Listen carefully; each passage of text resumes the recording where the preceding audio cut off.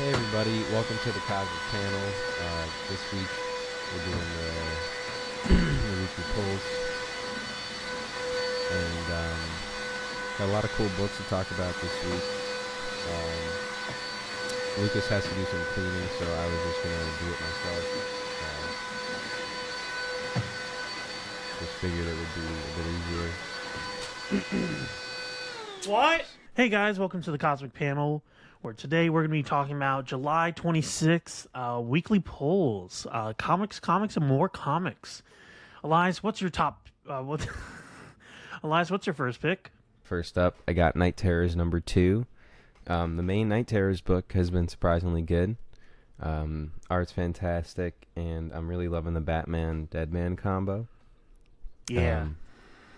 So this is issue 2 of the mainline event, and in the last issue, we revealed that Deadman is seeking the assistance of Sandman, not that Sandman, but the JSA Sandman, Wesley Dodds, and just a really cool throwback character, a real motley crew that has to solve this, worldwide mystery, and I've really been enjoying it. Yeah, I think Sandman his design is sick. The gas mask plus the zombie face is really cool. Plus, I love that Deadman was like, okay, Batman has some Lazarus resin, which is something all the way from Task Force Z, which I think is a cool callback to that.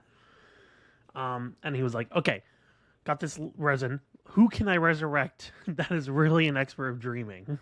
And he goes, Sandman. Okay, got it. It's so cool. I've been loving Deadman. I've been loving the art. The character designs have been phenomenal. I don't know if you've read Night Terror Zatanna by any chance yet. Not yet, actually. So there's a cool design for Robot Man where he becomes rust covered and huge and like nightmarish, and they call him Rust Breaker. It's pretty sick. But they seemingly have apparently there's nightmare versions of each of the characters that are kind of like trying to take over them. That I've been really enjoying. But I read this past week's Night Terrors stuff, and most of it was good. I can quickly go through if you want. Night Terrors, Wonder Woman, good. Superman, great. Nightwing, mid. Batwoman, bad. And then Punchline, mid. So that's my ranking for the Night Terrors so far for this past week. Word. But yeah, I'm very excited to continue the rest of the main event, and it'll be over before we know it. So up next for me, I have Superman: The Last Days of Lex Luthor, number 1, magazine-sized book written by Mark Waid. If there's one of the few authors that I really trust with Superman's voice, it is Mark Waid. As you've seen in World's Finest, has a great handle on the classic Golden Age Superman, and that level of writing, while still keeping an interesting plot. So, huge trust to him. The idea that Lex Luthor is dying and that he needs help from Superman is very interesting, because it really takes the idea that Superman is willing to help anyone, no matter the circumstances, and really pushes it to its extreme. So, I'm very interested. Not a huge fan of Brian Hitch drawing, just because I feel like over time I've just become numb to his art. But interesting to see that he's doing any DC work whatsoever. I never really thought that I thought he was exclusive to Marvel, to be honest. So yeah, no, I'm excited for this. I think this is going to be great. I'm really excited for this magazine size, hefty first issue. Yeah, very curious how this will go. Is this Black Label? Yeah, this is Black Label, so it's out of continuity, but it's 3 issues. Cool. So it's a short, concise, beginning, middle, end. Next up for me is Ultimate Invasion number 2. Last time I picked Ultimate Invasion, we had a weekly pulls first, which is completely forgetting to talk about it. I just didn't talk about it. I just missed it. Yeah, when we were recording. Over it. So, I mean, I guess I have a little bit more to say now. This is a 4-part event headed by the maker. We don't know the maker's full plans yet, but in the first issue we just saw that he stopped Ultimate Peter, from getting bitten by the spider, and it looks like he's trying to craft his own ideal version of the Ultimate Universe. But yeah, I'm very excited to see how this series progresses, and I have faith in Hickman. Yeah, I think it's interesting that he's making this 6160 universe, which we obviously know 616 is the mainline Marvel universe, so the fact that we're adding another 0 feels like we're kind of updating that for modern times. So I wonder if we're going to pull some of these new ideas into the main universe, or what's going to happen with that, because, I mean, Jonathan Hickman is a great architect when it comes to building out the Marvel universe, as we've seen with X-Men and Secret Wars and all that. So hopefully, I'm very excited to see where this goes. I also want to mention the fact that they had the maker locked up in the beginning of the issue, the first issue, but the last thing we saw was that he entered into the Ultimate Universe. So how was he nabbed by Reed and put in a cell? That's my clear first question is, how did that go? Because for last thing we saw was Venom. He went into the Ultimate Universe, and that was it. Hopefully we get some explanation on that, but I think it might just have been Hickman wanted a stronger starting point, I guess. Like, didn't want him already in the Ultimate Universe. But I don't know. I wouldn't have minded it personally. I think it could have been an interesting, just like in media race start, if they just had him come out of the Ultimate Universe with like a bunch of shit to fuck up everyone else or something. But I'm curious to see how it'll progress. Sure. Next up for me is The Seasons Have Teeth, number 4. This is the last issue. Issue number 3 was really, really interesting. Not that crazy on the action or anything like that, but a lot of character development. We learned why the main character, Andrew, who's a photographer, is doing this, basically. He lost his wife, and instead of realizing what little time he had with her while she had the cancer, he took photos documenting her day by day. And as he explains in issue 3, he kind of betrayed her trust. They always used to have this trust whenever he took a photo of her, and he kind of betrayed that. And he was submitting it for a Pulitzer, and the minute that he was uploading the photos, she fell out of bed and hit her head against the desk and died. So he was not there in her final moments, and the last thing that she felt for him was basically contempt for using her as a way to try to salvage his career. And it's just a really sad moment where you're like, wow, this is awful. So it's almost like he's trying to seek penance by going after these seasons, trying to go where no one else has gone before, but also willing to risk his entire life for it. Last issue we dealt with Fall, which was very interesting because Fall has the ability to basically necrotize and make things into living zombies. There's this deer that was half dead but was still somehow alive. And basically Fall was sleeping in the middle of the Chernobyl power plant. So very interesting. Andrew was able to get it out, and now it's moving, which is not necessarily great because that means it's going to be killing more people and everything, but it's kind of him realizing that the seasons are natural. They have to move. They have to do things. Like, time moves on whether you like it or not. And he was willing to risk his life, even necrotizing, just to get a single photo. And now winter is going to be here, and this will be the last season. Cool. So, I mean, keeping it short, just 4 issues, right? So, I mean, it makes sense. Issue per season. It's cool that they're able to fit it all in those 4 issues. But yeah, it definitely sounds very compelling. Yeah, I was very surprised by the fact that he was using his wife's death or cancer as like a Pulitzer photo submission. I was like, whoa, this is like something I didn't even think about. Like, that's fucked up. Yeah. Next up for me is Hellcat number 5. This is the final issue of the Hellcat mini. I've really been enjoying this. I think it's been kind of what I wanted out of the Hellcat series. A lot of deep cut, obscure characters, a sprawling mystery, and really great flashbacks with different artists to Patsy's past. So yeah, I'm very excited to see how this wraps up. Are you all caught up on this? Yeah, I am. Okay. I'm still not a huge fan of this series. I don't know why it's just not clicking for me. I think don't know. I just feel like the characters don't really do it for me. I think something that I was saying before to Lucas is like this is definitely not friendly to maybe first time Hellcat readers. You do kind of have to have some background on her to like really I think appreciate the whole thing. But yeah, I mean that's just what I think. I think it's not like a beginner level Hellcat book, if that makes sense. Yeah, it definitely feels like the end of the road type of story for her. Right. But yeah, just personally, I just can't get into it. I don't know. For me personally, it feels like Hellstrom is kind of all over the place character wise. We didn't get enough of the side characters that were teased. I feel like Dreamwalker felt like, or Sleepwalker felt like he wasn't utilized to the best of his ability.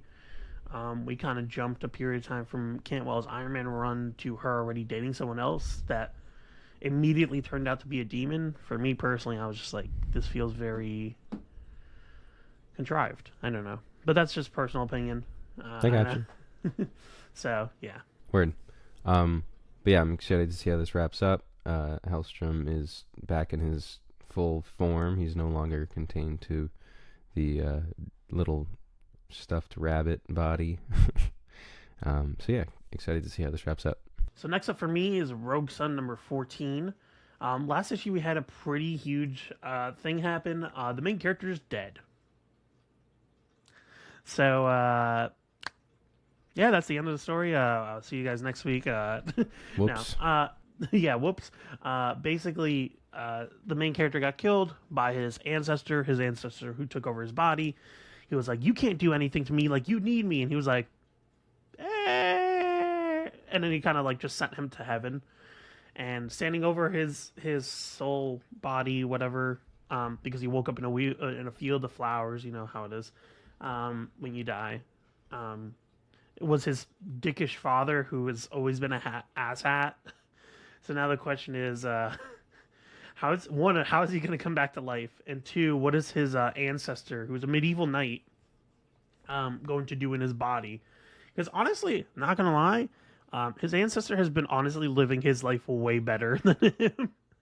And it's kind of funny to see like he's been able to establish like really good relationships and friendships when he's not being a dick.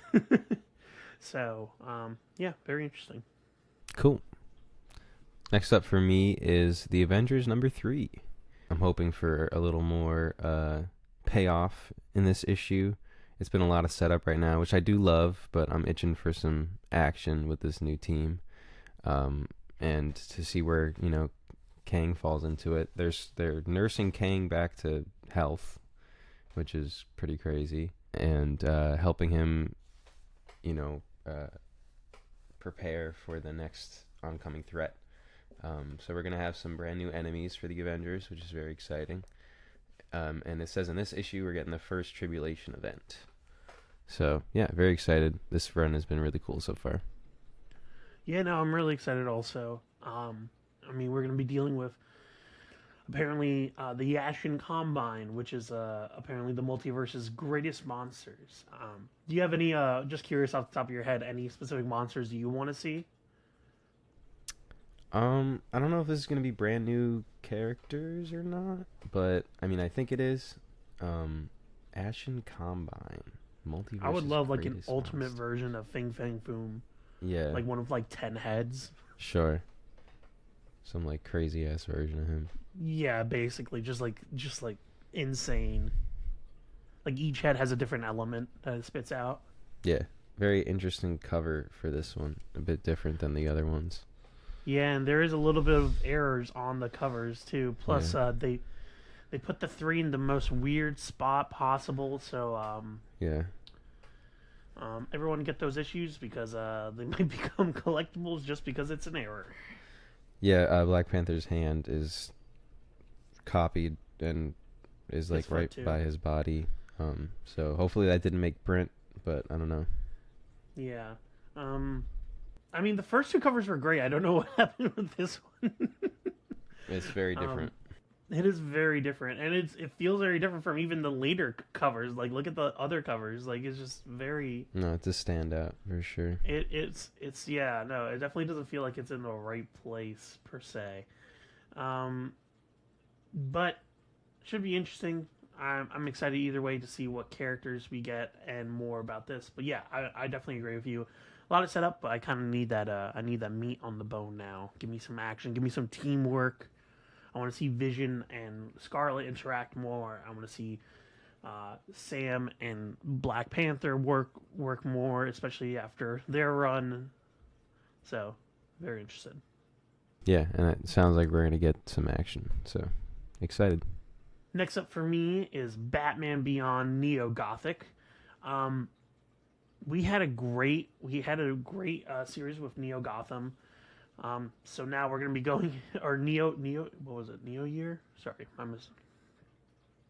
sorry. Wait, my brain is. Yeah, it was Neo Year. It was Neo Year.